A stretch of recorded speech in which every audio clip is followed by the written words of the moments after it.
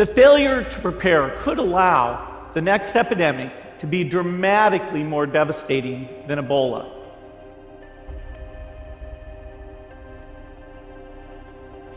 The nature of the virus. Ebola does not spread through the air. And by the time you're contagious, most people are so sick that they're bedridden. Third, it didn't get into many urban areas, and that was just luck. If it had gotten into a lot more urban areas, the case numbers would have been much larger. So next time we might not be so lucky. You can have a virus where people feel well enough while they're infectious that they get on a plane or they go to a market. The source of the virus could be a natural epidemic like Ebola, or it could be bioterrorism. And so there are things that would literally make things 1,000 times worse. In fact, let's look at a model of a virus spread through the air like the Spanish flu back in 1918. So here's what would happen. It would spread throughout the world very, very quickly. And you can see there's over 30 million people die from that epidemic. So this is a serious problem. There is no magic cure for this virus. Antibiotics work on bacteria, not viruses. We have been exposed to many hundreds of viruses throughout our life. And how do we get well? By a strong immune system. So I'm going to teach you the best things that you can do to keep your immune system strong. The coronavirus spreads from person to person and happens among close contacts, usually within 6 feet. Person-to-person spread is thought to occur mainly in respiratory droplets produced when an infected person coughs or sneezes, similar to how influenza and other respiratory pathogens spread.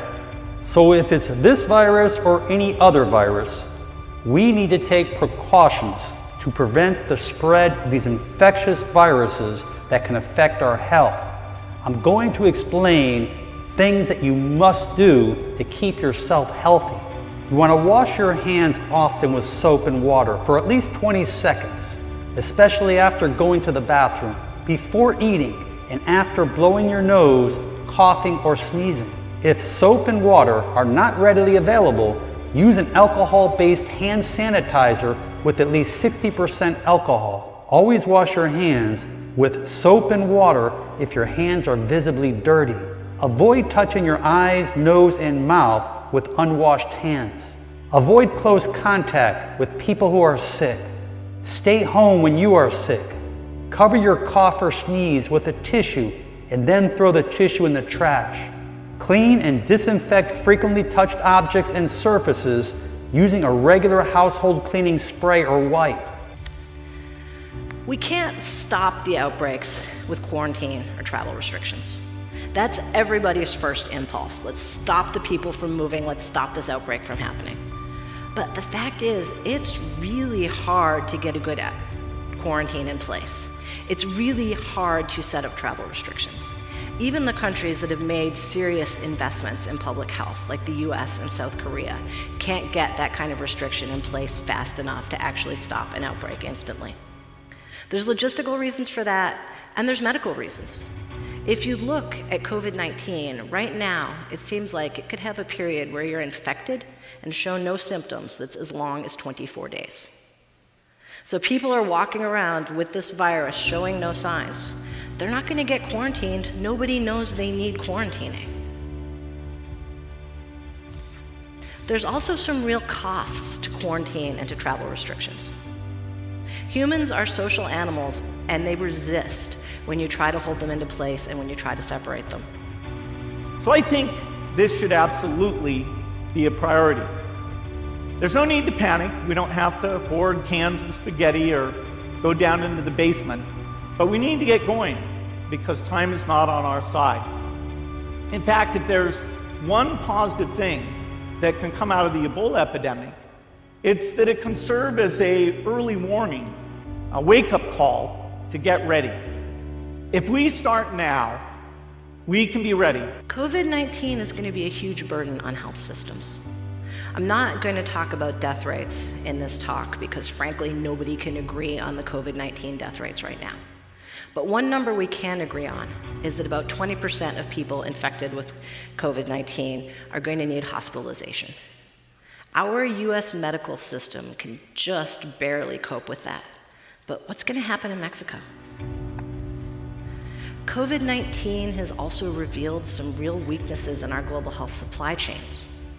Just-in-time ordering, lean systems are great when things are going well. But in a time of crisis, what it means is we don't have any reserves. If a hospital or a country runs out of face masks or personal protective equipment, there's no big warehouse full of boxes that we can go to get more. You have to order more from the supplier, you have to wait for them to produce it, and you have to wait for them to ship it, generally from China.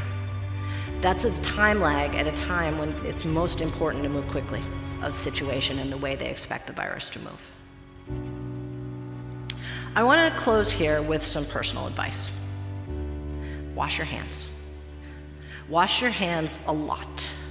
I know you already wash your hands a lot because you're not disgusting, but wash your hands even more. Set up cues and routines in your life to get you to wash your hands. Wash your hands every time you enter and leave a building. Wash your hands when you go into a meeting and when you come out of a meeting. Get rituals there based around hand washing.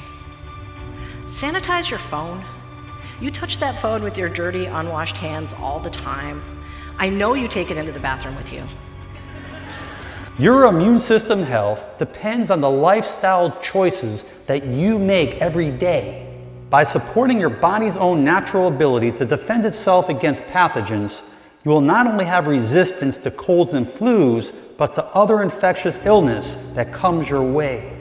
There is no way to have a healthy immune system unless you're getting your sleep.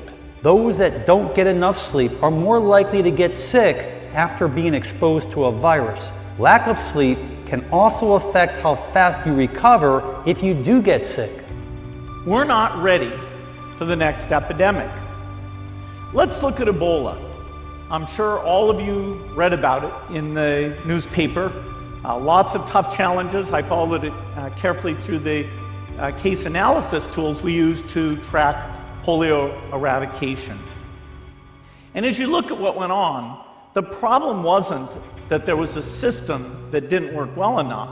The problem was that we didn't have a system at all. In fact, there are some pretty obvious key missing pieces. We didn't have a group of epidemiologists ready to go who would have gone, seen what the disease was, see how far it had spread. The case reports came in on paper. It was very delayed before they were put online, and they were extremely inaccurate. We didn't have a medical team ready to go. We didn't have a way of preparing people. So this is a serious problem. We should be concerned. But in fact, we can build a really good response system. We have the benefits of all the science and technology that we talk about here. We've got cell phones to get information from the public and get information out to them. We have satellite maps where we can see where people are and where they're moving. We have advances in biology that should dramatically change the turnaround time to look at a pathogen and be able to make drugs and vaccines that fit for that pathogen. So we can have tools, but those tools need to be put into an overall global health system, and we need preparedness. If you think you have symptoms of COVID-19, stay home, call your doctor for advice. If you're diagnosed with COVID-19, remember it's generally very mild. And if you're a smoker, right now is the best possible time to quit smoking. I mean, if you're a smoker, right now is always the best possible time to quit smoking. But if you're a smoker and you're worried about COVID-19, I guarantee that quitting is absolutely the best thing you can do to protect yourself from the worst impacts of COVID-19. COVID-19 is scary stuff at a time when pretty much all of our news feels like scary stuff. And there's a lot of bad but appealing options for dealing with it. Panic, xenophobia, agoraphobia, authoritarianism.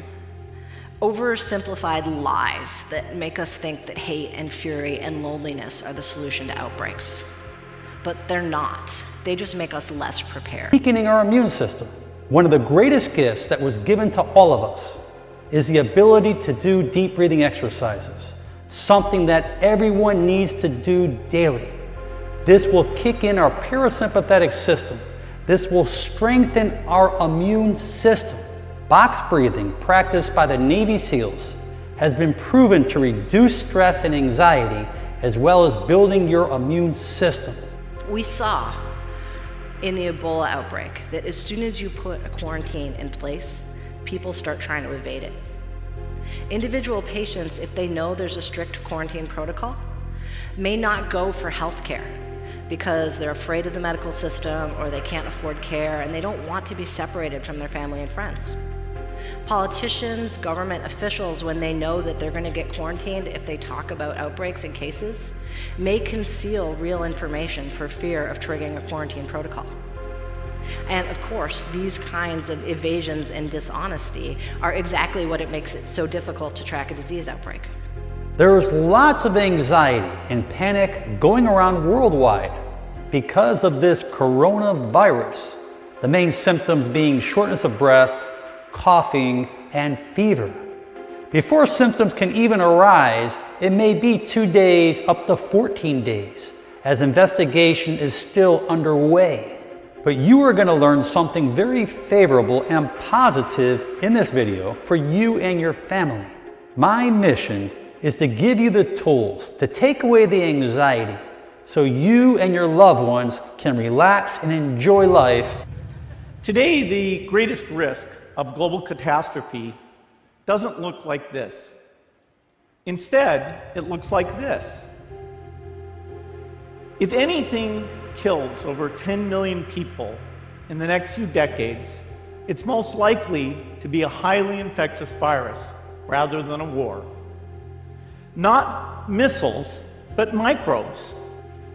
It's depressing, but it's not surprising. Global health experts, when they talk about the scenario of new viruses, this is one of the scenarios that they look at. We all hoped we'd get off easy, but when experts talk about viral planning, this is the kind of situation and the way they expect the virus to move.